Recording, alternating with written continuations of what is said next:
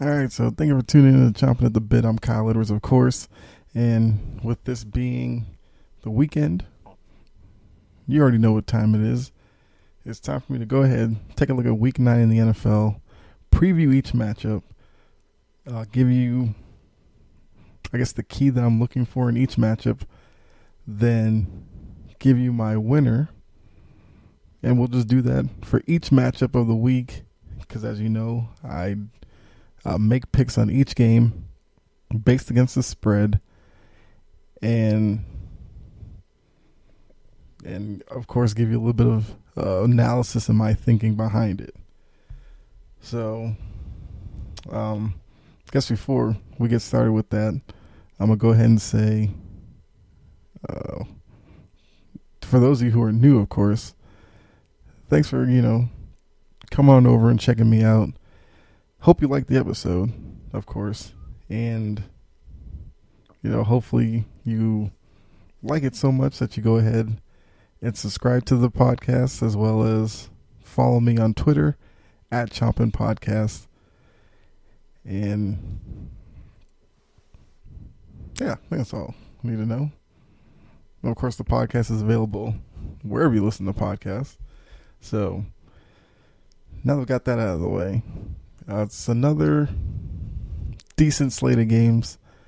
Before we get into the games, the teams that are on the bye this week are the Lions, the Seahawks, Washington football team, and the Bucks. And just looking real quickly, there are some good matchups this week.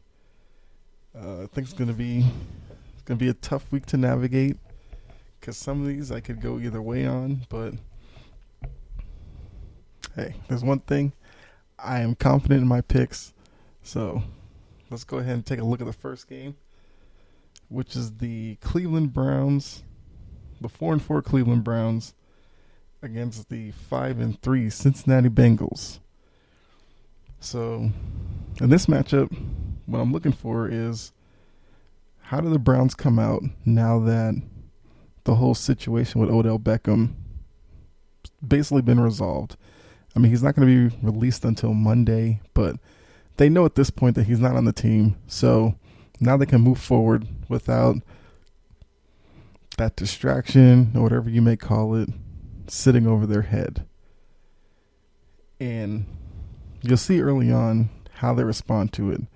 Either they'll come out flat and you'll realize that Odell probably split the locker room and certain players just weren't ready to play, or they come out, they rally behind Stefanski and all that. They pull together as a group and they push on, knowing that this is the team that they have together, and they're just going to go out there and try to make a statement win against the Bengals team that's had a pretty good start to the season, has kind of slowed down a little bit past couple of weeks, but still sitting at 5-3. So, nothing to hold your head down about there.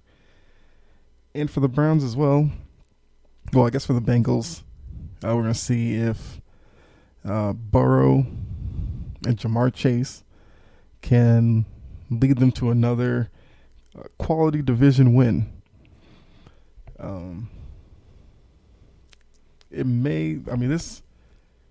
I could see a low-scoring game here, only because I think the Browns will probably try to rely on their defense a little bit, being that Baker is still, clearly he's, still feeling the effects of the shoulder. At least I think he is. And with this game being in Cincinnati, it's going to be, that crowd in Cincinnati, since they actually have a good team this year, they'll probably be a little bit of a factor. And like I said, let me see, running the ball wise. Yeah, so Cleveland averages 161 yards on the ground. Now Cincinnati only gives up 94. So that's going to be a key matchup here. Can the Browns get their rush offense going against a team that's pretty good defending the run?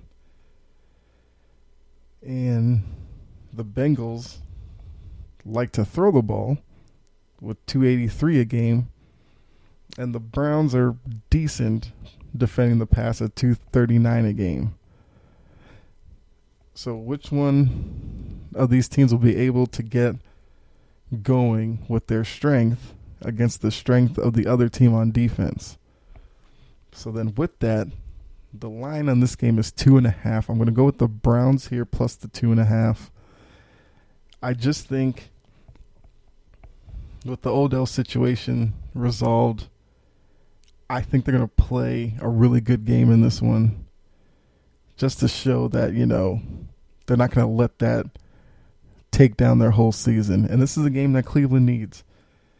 Because if they come out of this 5-4, they'd have the same record as Cincinnati. And depending on what happens with Baltimore and Pittsburgh, things could be looking a little bit better later Sunday than they are looking right now, with Cleveland actually being last in the division. So give me Cleveland plus 2.5. All right, let's go to the next matchup. We have Denver and Dallas. This game is in Dallas, and it's the 4-4 Broncos versus the 6-1 Cowboys. So when I look at this matchup, it's going to be, can Denver do enough to slow down a Cowboys offense that we've seen throughout the year has the ability to be really high-powered, put up a lot of points, and be well-balanced. We'll have to see if Dak Prescott can play in this game, because we know he missed last week with the calf injury, I believe. And I think he's a game-time decision this week. So, of course, when they're going through warm-ups and all that, there'll be all eyes on Dak to see if he can play this week. But even with that, there's probably, like I said, a question with Denver. Can they score enough to hang with Dallas? Because if they can't, then they're going to be putting a lot of pressure on their defense to make enough plays to slow down Dallas. And looking at these two teams, the strengths for Denver is in their, rushing. They rush for 103 a game, which is, that's probably, average for a team. Like that's not otherworldly or anything, but that's good production on the ground. They get 253 through the air, which I think is probably on the low end for today's NFL when compared to the Cowboys, who get 313 through the air and 152 on the ground. So right there, the Cowboys are better balanced. They produce more both ways. And the Cowboys have the ability to stop the run, which means this game for Denver is going to be, this may be a game where they need Bridgewater to make some plays through the air to get them points on the board. But with that Dallas defense, it's going to be tough because we know that they're able to put pressure on quarterbacks. And we'll have to see with Trayvon Diggs if he plays or not. If he doesn't play, then we'll see what the secondary can do without him being back there. But this is clearly going to come down to what Bridgewater can do, and can he probably put up more points than they're accustomed to, because they average 19 a game, but that's not going to be enough against the Cowboys. At least I don't think so. So looking at this one, the line is 10, and I think I'm going to go with the Cowboys minus 10 here. Like I said, I just don't think the Broncos will be able to keep up offensively with the Cowboys offense. All right, let's go ahead and take a look at the next matchup. Now this one isn't exactly the most exciting matchups of this week. We have Houston at Miami. So we got two 1-7 teams. I guess the optimistic look at this is one of these teams will get their second win unless they tie, which, I mean, if that were to happen, that would be, I don't even know if I would call that good fortune. But both teams 1-7. I mean, what is there to look forward to in this matchup? It's going to be Tua versus Davis Mills. So we got two young quarterbacks. Although I think Tua is listed as questionable, but I'm gonna go with the base that he'll probably play in this game. And I mean, of course, being 1-7, these are two bad teams. The Dolphins are clearly the more disappointing because nobody expected anything from Houston coming into this year. Especially once we learned about Deshaun Watson and all his issues in the offseason. But Miami, as I've said several weeks on here, was seen as a team that could be a surprise in the AFC.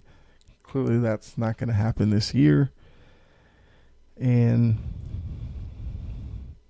I mean, production-wise, neither team is that good. The Texans only average 15 points a game, which, I mean, it's ridiculous. And if you look at the Dolphins, they average 17 a game. A little less ridiculous, but still ridiculous. And they both give up about 30 a game. So, very similar in that way. Dolphins a little more productive through the air. Rushing, they both average about 77 yards a game. It's terrible.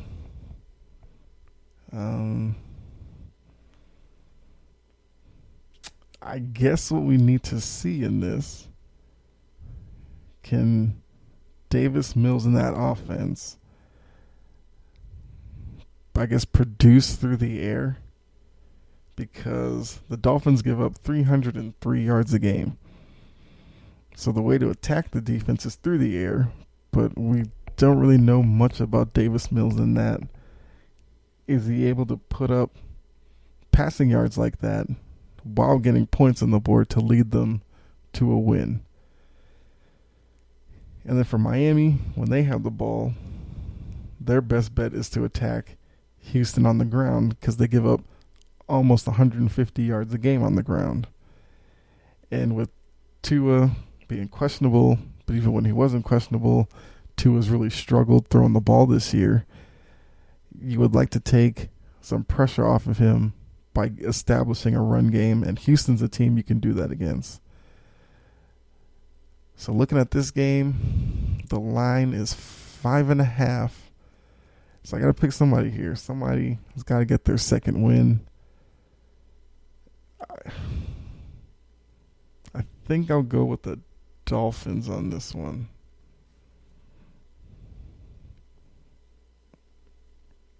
Yeah.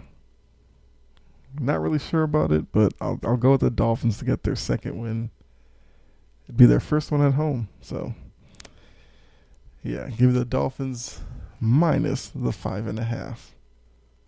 All right, so now looking at the next game, we have the Saints and Falcons. This game's in New Orleans. So the Falcons, who are coming into this game at 3-4, traveling to New Orleans to face the 5-2 Saints. And for me, this one is about,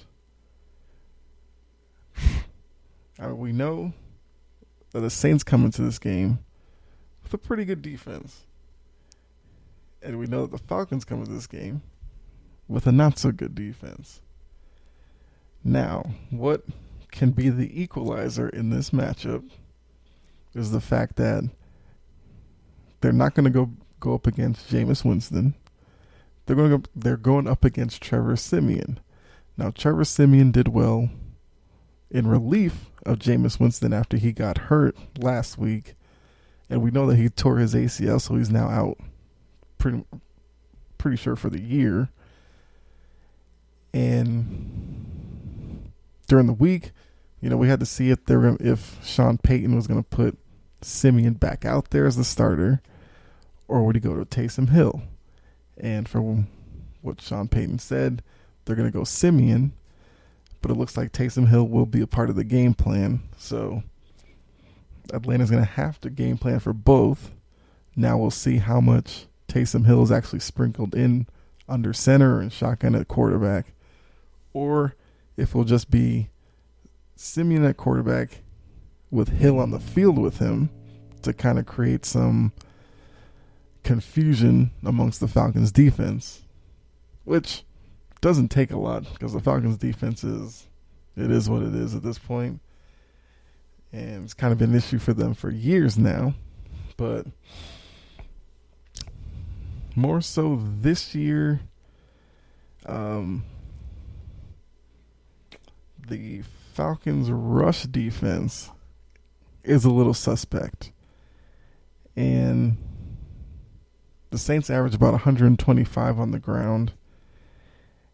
They only average 191 through the air, which probably sounds a little surprising because we know the type of talent that Jameis Winston was when he was with Tampa Bay. And, when he was on, he could throw the football around and rack up yards. So the clear focus this year for the Saints has been, okay, it's Winston's first real year in the system being the starter. And we know that he can throw some interceptions. You have Alvin Kamara in the backfield, who's a all-purpose running back. He can beat you on the ground or in the air because he's a pretty capable wide receiver as well out of the backfield. So they've established Kamara a lot this year to take pressure off of Winston and now Simeon. So in knowing that, Simeon's the backup in the game and Kamara he's their offensive weapon. You don't have Michael Thomas to worry about. And we don't know, once again, what Simeon will look like now that there's a little bit of tape on him from the Bucs game on what Peyton and the Saints look to do with Simeon. So can the Falcons, a team whose defense has been pretty much lackluster this year, I guess rally around the fact that they don't want to go to 3-5, have a chance to get back to 500, and take a win away from their rival. That's the underlying factor here. Falcons and Saints, they don't like each other. The fan bases can't stand each other. So in New Orleans there's going to be a lot of heat in the crowd expressing their hate for the Falcons and their love for the Saints. So the line in this one is 6. And I think even with Trevor Siemian being the quarterback for the Saints, I'm going to take the Saints minus the 6. 1, they're at home. That's a pretty big factor here. 2, with the Bucs being on the bye, if the Saints could get a win here, they'll go to 6-2 and actually be tied for first with the Bucs. But since they won that game against the Bucs last week, they'd actually have the tiebreaker on them and would be technically in first place by Sunday evening. And I think because of that, that's going to really get them over the hump to get this win against the Falcons and get to 6-2, be a surprising 6-2. Because I kind of had them pegged for, maybe being around 500 most of the year. And they've gotten some good quality wins. So I think they are the better complete team. And the Falcons are still trying to find themselves offensively, especially with no Calvin Ridley, as he's still, taking his time away from football.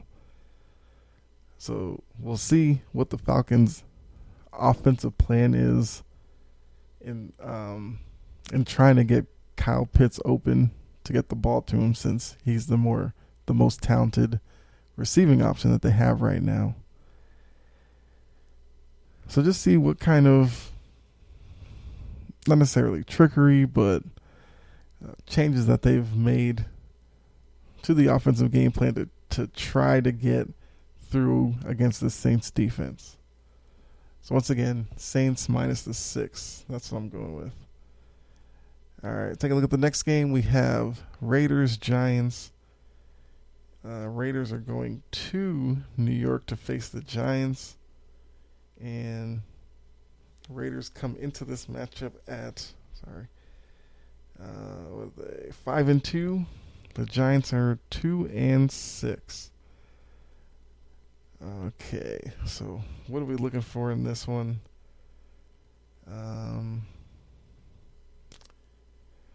For Vegas, they are coming off a bye, which is a big deal, a very big deal.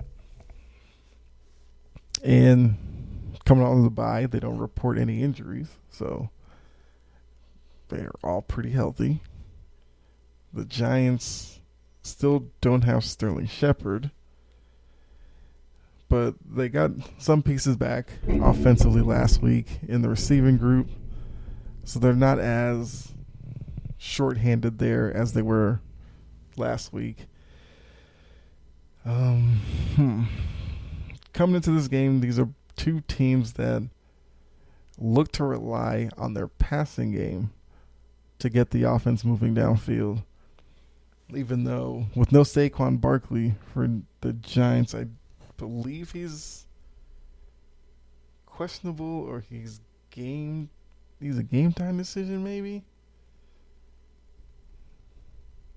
I think, let me see. For some reason, I thought I saw something somewhere about Barkley might be close to coming back. Or am I just crazy and thinking of something else? Let me check their injury report here real quick.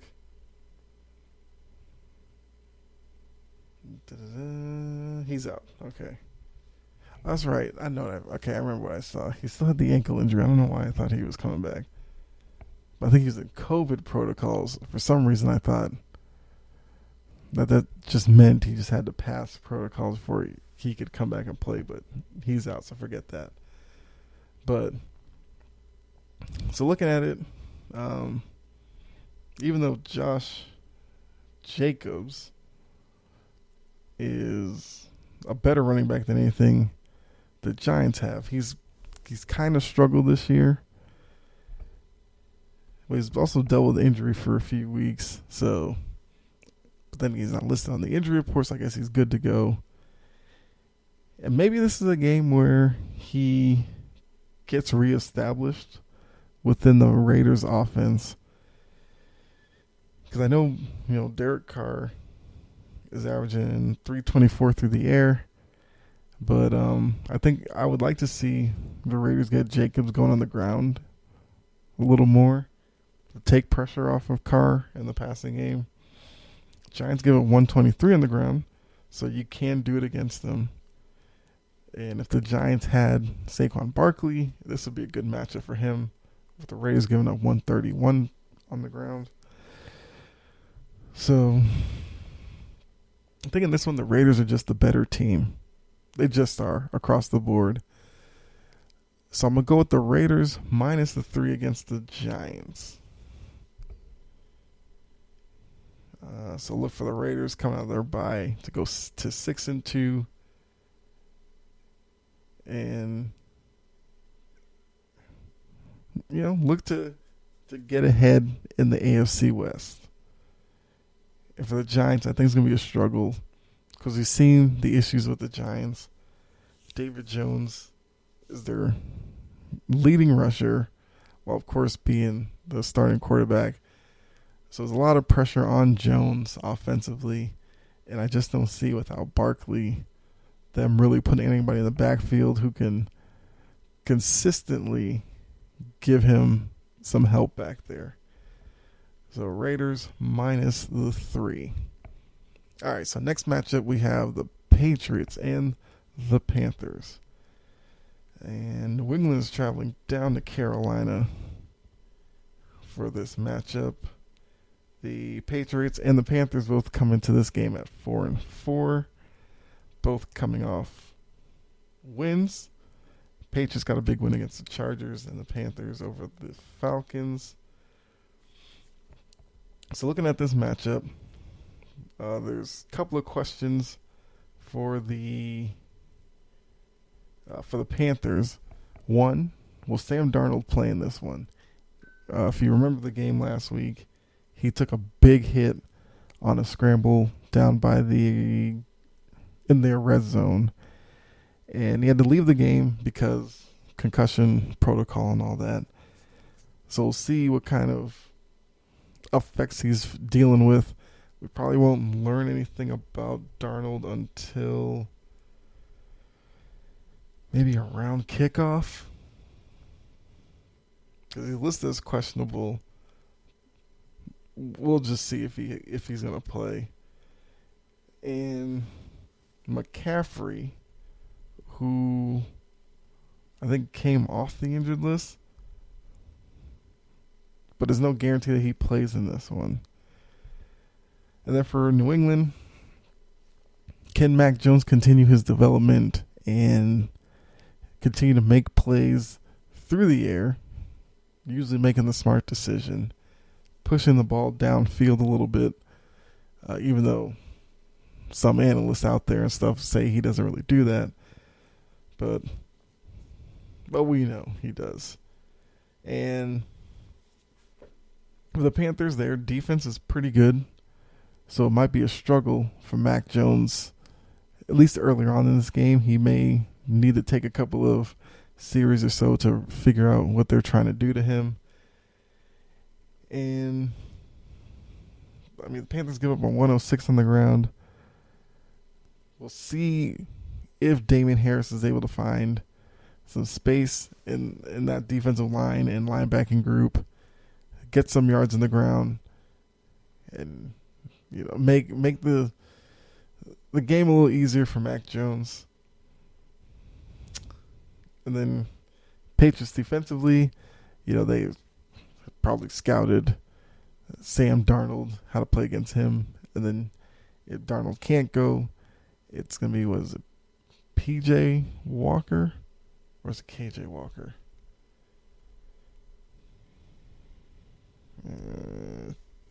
Actually, I think it's KJ Walker. But if he's back there, once again, see with McCaffrey's not there, then with this Patriots defense, against certain teams, they don't really blitz a lot. Now, I wonder against Carolina, will they blitz a little more? And then that means you got to watch out for Judon or Barmore, or there's a few guys on that Patriots defense that can rush the passer. So this could be a game that's maybe not the prettiest game. It could be low scoring. But the line on this one is 3.5. I think I'm going to go with the Patriots minus the 3.5. I just think that Mac Jones will take another step in this game and lead them to a win. Get them over 500 to 5-4. And I think I said this like last week or 2 weeks ago. The Patriots have like 4 games right now in front of them where they can make a little bit of a run here. So I think they get started with, they started with that last week against the Chargers because they played well there. But I think this one, they'll show a little bit more. Like I said, Mac will show more of his ability and help lead them to a win. So Patriots minus the 3.5. All right, let's go to the next game. And this one's the largest line of the week. So the biggest mismatch.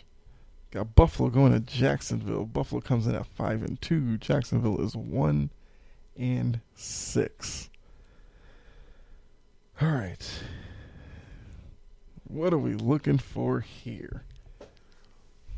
I guess it's very simple. Can Buffalo, I guess, resist the urge to kind of play down to Jacksonville? And if they do that, maybe we have a situation where late in the third, early fourth, that maybe this game's a little bit closer than a lot of people thought. But I do think ultimately Buffalo will prevail. And mainly because Trevor Lawrence is still trying to figure things out. It's been a tough rookie year for him, at least in the wins department. But yeah, I just think this is, I don't know. Like, I don't expect Buffalo to look past Jacksonville or anything like that. I think they have a pretty set mission this year. They want to get to a Super Bowl. That's clear. I mean, that's every team. That's every team's ambition before the season starts, of course. But at this point, we've kind of seen who's legitimately in the title picture and who isn't. Buffalo's definitely one of those teams in it, and I think they avoid the letdown here.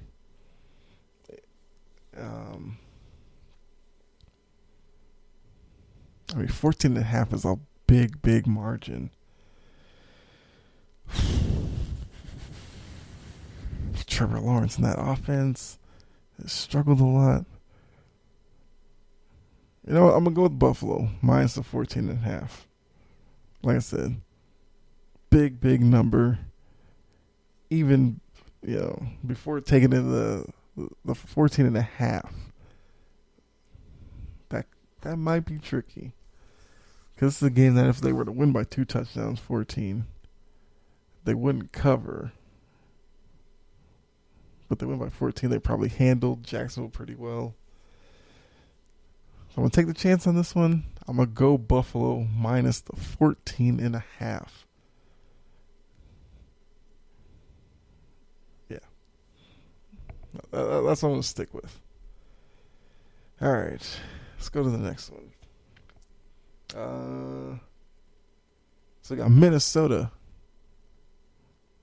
Yes, Minnesota traveling to Baltimore. And Vikings come into this game 3-4. The Ravens are 5-2. All right, so now with this not being a primetime game, we can expect Kirk Cousins to play a little bit better than he did last week.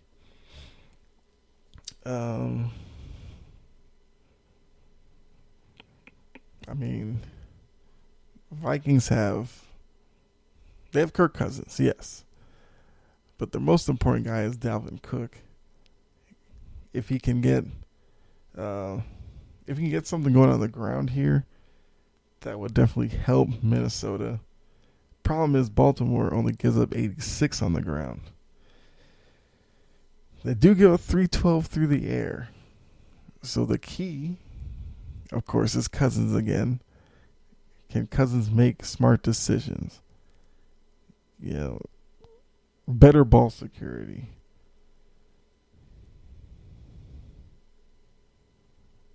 I mean, I don't know about better ball security, but definitely ball security is a thing. Because for Kirk Cousins in Minnesota, you don't want to have any careless turnovers and give Baltimore a short field or anything like that. Because then, that's when blowouts usually happen with Baltimore. Then, like I said, not a primetime game, so Kirk Cousins should be fine.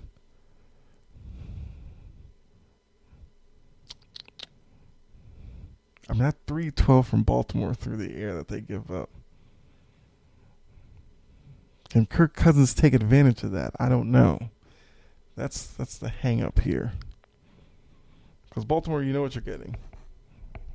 Heavy dose of the run game. The Vikings give up 120 yards a game. So they'll probably stick to that game plan.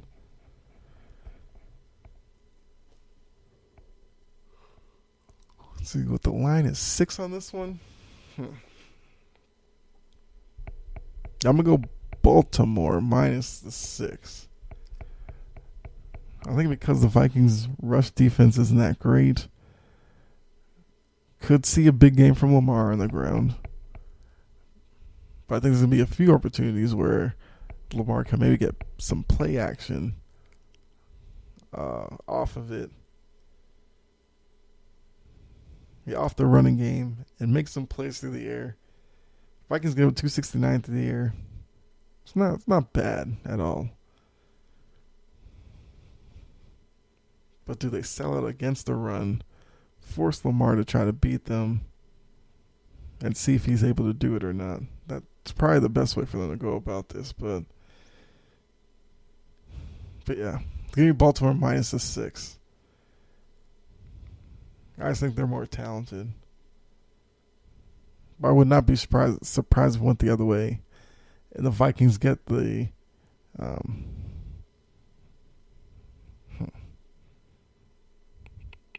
No, I don't think they get an upset here. So, yes, Ravens minus the 6. Lamar in the run game will just be too much for Minnesota to stay with. All right. Let's see. Next game. Now we have the Chargers and the Eagles. So this is now with the first game in the 4 o'clock window, with the Chargers going cross country to Philadelphia to face the Eagles. Chargers coming to this matchup at 4-3. Eagles are 3-5. So in this one we got a matchup of young quarterbacks. Jalen Hurts for the Eagles and Justin Herbert for the Chargers. So I'm looking for Justin Herbert to have a bounce back game. Even though they lost last week to the Patriots by 3. The score was not indicative of how the Chargers played. They definitely struggled last week. They should, I stress that they should, definitely be able to breathe a sigh of relief going up against this Eagles defense. Of course, we know Herbert's going to be a big part of what the offense does. And I think sometimes they kind of, at least through the play calling, they kind of fall in love with Herbert a little much. I would like to see them against the Eagles try to get Eckler and mainly just get the run game going a little bit more. See if you can get some balance between play calling, run and pass. Chargers have I guess we remember with the New England game, especially in the second half, Patriots are able to take advantage of the rush defense of the Chargers, which gives up 160 yards a game. And I think it seems like with the Eagles, it's it's the same situation as with the Giants. Jalen Hurts is their leading rusher as well as passer. So is this this would be an opportunity for Jalen Hurts to put a quality win on his resume, as well as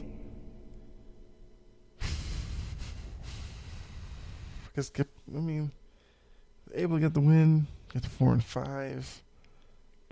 They'd probably establish at that point as the second best team in the division. Even though this division's, the Eagles division, the NFC East, is heading down a road of being pretty mediocre again. Don't expect the Chargers to have a second bad game in a row, though. So it might just be bad timing for the Eagles here. But I'm going to go with the Chargers minus 1.5. Kind of surprised that line was only 1.5. But yeah, give me the Chargers 1.5. I feel confident with that one. Definitely. Let's go ahead and move on to the next game. We got Chiefs-Packers. All right. Now, interesting thing with this matchup. So Fox 425. I guess this will probably be the late window game of the week for most. Of course, with this matchup on the schedule, even last week, a couple of weeks ago, I mean, this is looked at as, a pretty big matchup. At least, even before the season started. A chance to see Aaron Rodgers versus Patrick Mahomes again.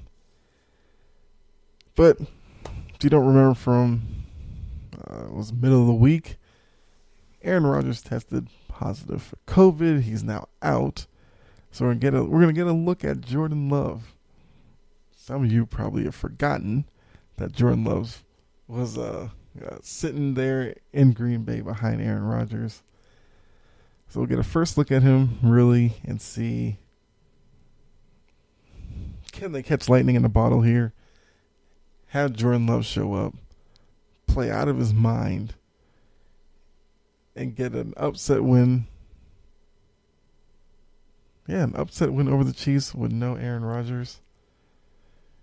That'll be interesting. Now with the Chiefs, I mean, there's no glaring way to attack this Chiefs defense. I mean, this Packers defense for the Chiefs. They rely heavily on Patrick Mahomes. I think I would like to see a little bit of variety there in play calling.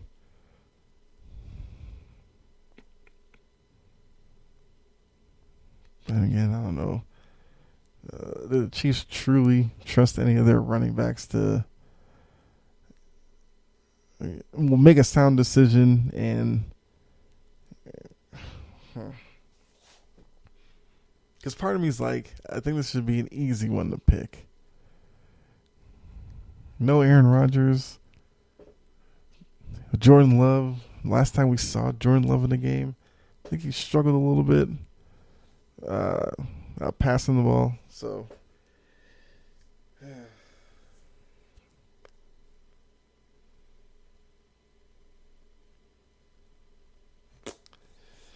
think I'm going to go with the Chiefs here minus the 7.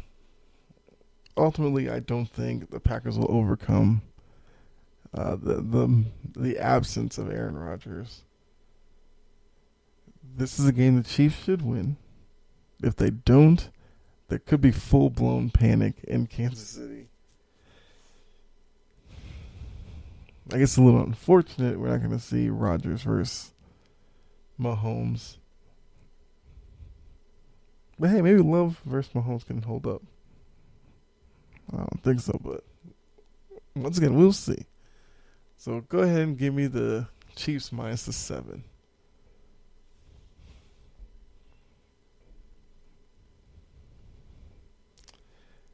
All right, next game. We got Arizona traveling to San Francisco to face the 49ers. Cardinals coming to this one 7-1. 49ers are 3-4. Cardinals are coming off, I guess, somewhat devastating loss last week. When they lost to Green Bay, very end of the game, interception in the end zone. So we'll have to see any lingering effects of that game. Do they come out slow? Cardinals also have some question marks with Kyler Murray and DeAndre Hopkins.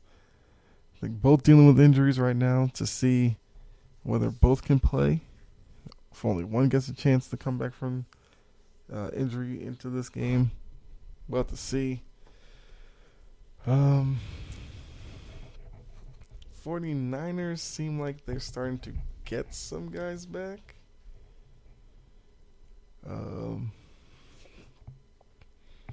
See, the key when the Cardinals have the ball. I mean, both these teams are pretty good against the pass. So I think we'll have to see which team's running game will be able to establish itself first and stay consistent through the game. Whichever team can do that will be the team that wins this game. Line on this game is 3.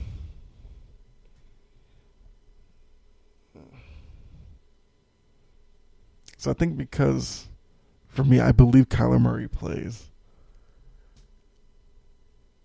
I'll take the Cardinals +3 in this one. Once again, not too confident, but seems like the sensible choice here. So go ahead and give me the Cardinals +3. All right. So now we are to the Sunday night game. Got the Rams. Titans going out to LA to face the Rams.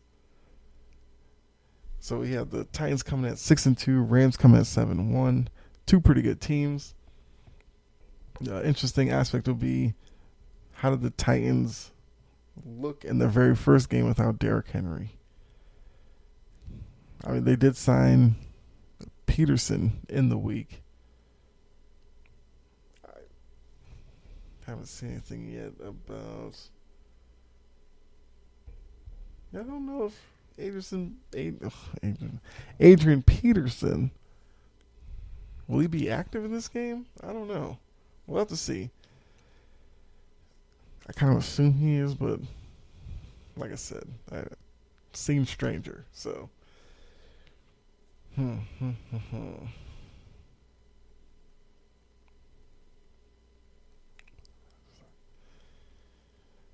Titans and Rams.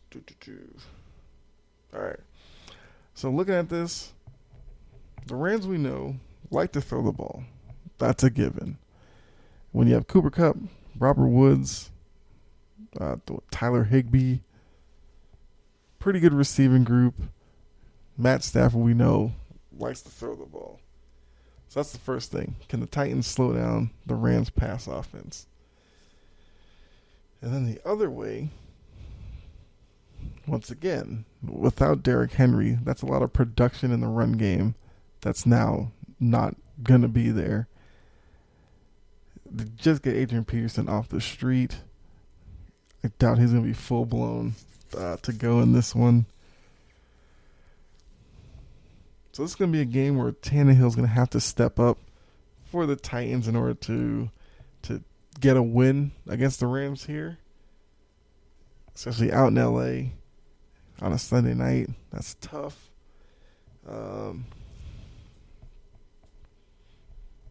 It's kind of going to be what it is. Can Tannehill do enough to not replicate, of course, but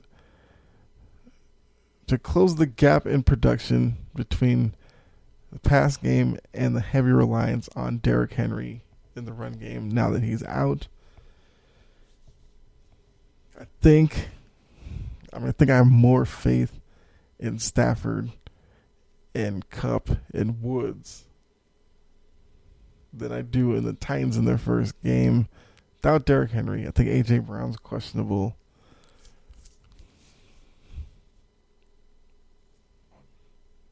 So, yeah, go with the Rams. I'll take the Rams -7. Yeah, Stafford in the offense will be too much. All right. Now the final game of the week, Monday night, Bears-Steelers. Chicago traveling to Pittsburgh to face the Steelers. And Bears coming to this one at 3-5. Steelers are 4-3. What do we got going here? All right. So we got two teams here that offensively, I mean, neither team's the greatest show on turf. So neither of them will be confused with, any of that type of offense. They're both, interesting enough, Steelers only run for 86 yards a game. I think I said a few weeks ago that I thought they'd have to get a running game going to kind of support Roethlisberger and take pressure off him, because he's not the quarterback he once was. But only 86 on the ground. They get 254 through the air. So I gotta say it's pretty good.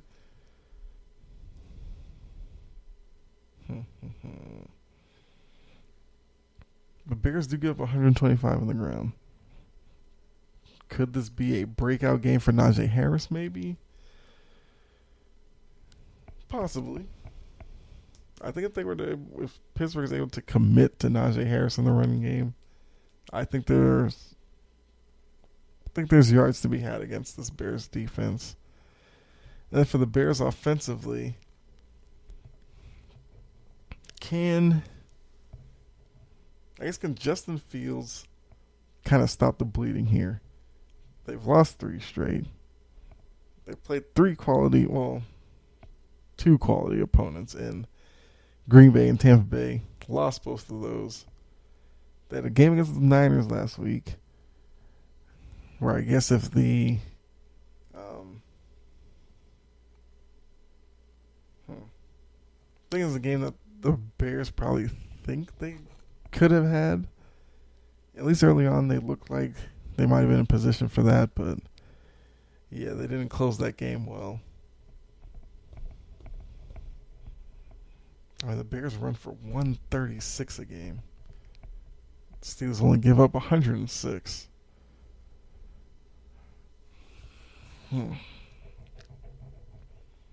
So for the Bears, it's going to be, if their running game can't produce as well, as the 136 a game, will the Bears feel confident in putting the ball in Justin Fields' hands and kind of tell him to go out there and make something happen? Or is it going to be the fact that he's also shown at times maybe a little confusion against defenses, and with the Steelers' defense being pretty good and having the ability to put pressure on quarterbacks? I don't know if Justin Fields' recent struggles won't continue in this one. Line on this game is 6.5. I think taking all that into consideration, I'll go with the Steelers minus the 6.5. I just see Justin Fields' struggles continuing here. Yeah, that's what I'm going to go with. So, there you are. That's the rundown of the week right there. Like I said, some good games in there, some probably unwatchable. But of course, midweek, we'll come back to these games, see how well we did. Maybe see if my keys were, really in play in any of these matchups or not. But I guess setting you up real quick, next couple episodes, we'll talk Braves as they won the World Series. So talk about that, kind of what happened to end that series, and then look at Major League Baseball and this whole work stoppage news. I don't think I've heard anything in the past couple of days, but I remember it was a week or so ago, somebody said that they truly believe it's going to be a work stoppage in baseball. Talk about that. We'll talk college football playoff. I've got some thoughts on that one. Saw some interesting, takes on Twitter and all that over the weekend. So I want to talk about that. And I think I want to get started with some NBA talk, as the season has been going for a couple of weeks now. Talk about some of the observations I've seen so far early in the season. Maybe some disturbing trends I'm seeing. Some surprises. But yeah, we'll talk about all that. So, thank you for tuning in again. Of course, hope you enjoyed it once again. If you did, like, subscribe, follow me over on Twitter. Do have some good back and forth with people on Twitter, so follow me over there, join in as well. And what else is there? I think that's it. So, hope you enjoy your weekend. Hope you enjoy a good Sunday filled with NFL action. hopefully your favorite team wins or whatever. Probably do that, if you follow me on Twitter. Let me know who your favorite team is. Or Facebook as well. If you're part of the Facebook community page, you can drop a note there as well, who your favorite NFL team is. But yeah. So thanks again. Be safe out there. God bless. I'll catch you in the next episode. All right? I'm out.